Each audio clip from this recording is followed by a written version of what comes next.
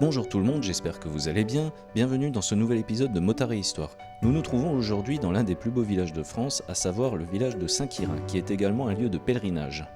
Si vous passez par ici pour faire du tourisme, ce que je ne peux que vous recommander, vous pourrez voir une église et un prieuré unique en Lorraine, car surmontés de tours à bulbes. Ces lieux de culte ont été reconstruits en 1722, suite à la mise à sac des Suédois au cours de la guerre de 30 ans, qui a eu lieu 2 siècles auparavant.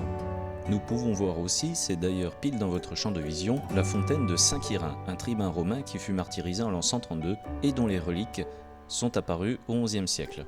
Cette source est considérée comme miraculeuse, mais son eau étant non potable, je vous déconseille d'en consommer. Non loin d'ici se trouvent les vestiges du site gallo-romain de la Croix-Guillaume, et c'est là-bas que nous nous rendons. Alors installez-vous, prenez un truc à boire, à grignoter, et laissez-moi vous raconter cette histoire.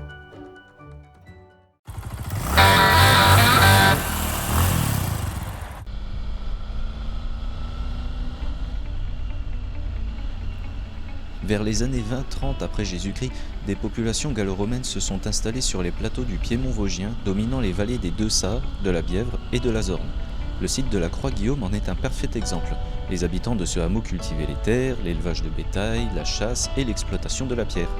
Comme les autres hameaux de la région, celui que nous visitons aujourd'hui fut occupé jusqu'à la fin du IIIe siècle. Mais on ignore encore aujourd'hui les raisons qui ont poussé la population à s'en aller.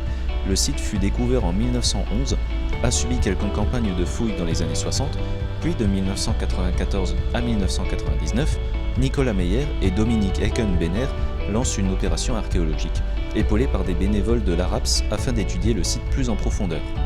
De nombreux objets ont été découverts lors des fouilles, mais ils ne sont pas visibles sur le site du hameau. Pour les observer, il va falloir vous rendre au musée du Pays de Sarrebourg, où ils sont conservés précieusement.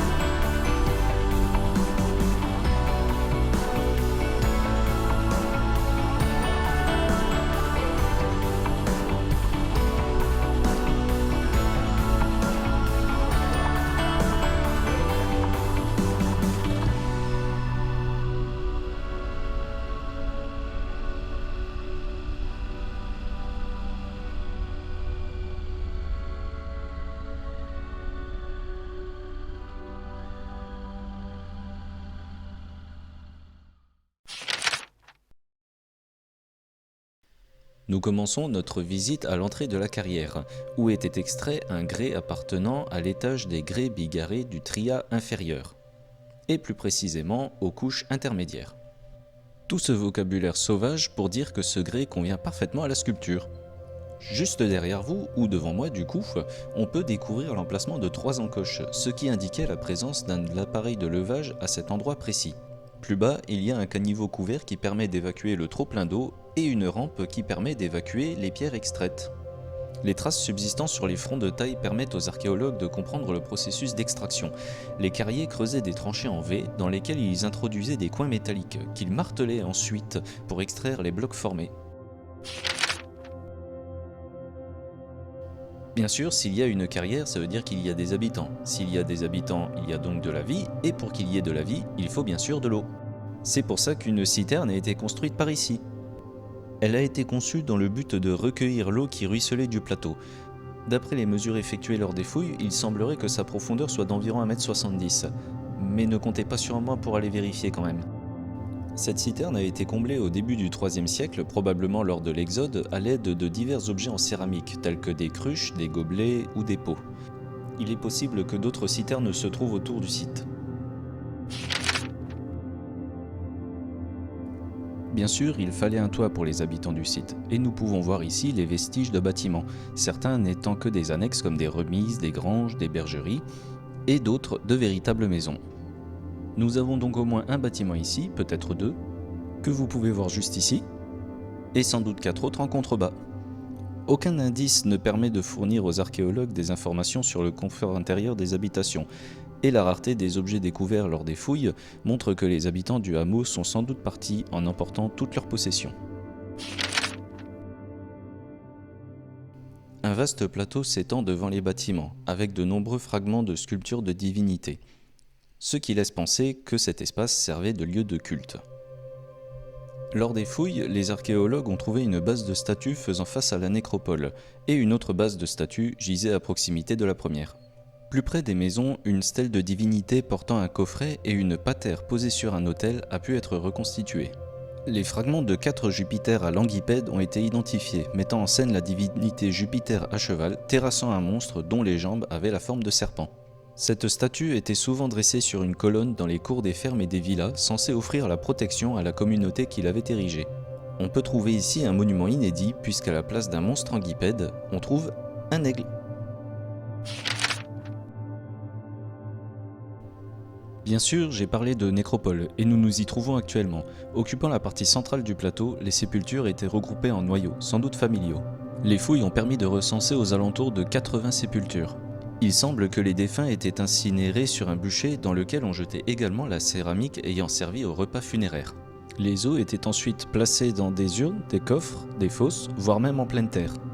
Les objets funéraires étaient ensuite disposés autour ou à l'intérieur de l'urne, ou même dans des fosses. Et pour finir, on construisait le monument funéraire. Voilà, c'est la fin de cette vidéo. J'espère que vous avez apprécié cette histoire. Si c'est le cas, n'hésitez pas à mettre un pouce bleu, un commentaire et à vous abonner, ça fait toujours plaisir. Je vous dis maintenant au revoir, faites attention à vous, gros V à tous et à la prochaine. Tchuss.